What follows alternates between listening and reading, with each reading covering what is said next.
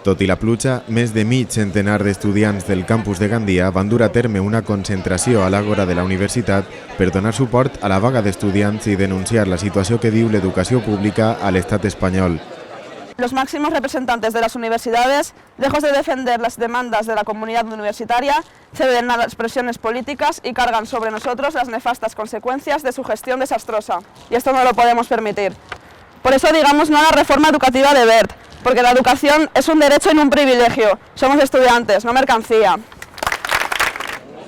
La vaga, que va tindre un seguiment majoritari, va culminar amb la lectura del manifest davant de la pancarta de protesta on s'especificaren les raons de la concentració. Fer vaga de manera activa, sobretot el que estem veient avui, és una bona manera per a fer unió i sobretot per a lluitar per els nostres drets, que estan molt fotuts últimament. Crec que no cal dir molt més, simplement que unir-nos i lluitar contra este sistema que está torturarnos y esclavizarnos.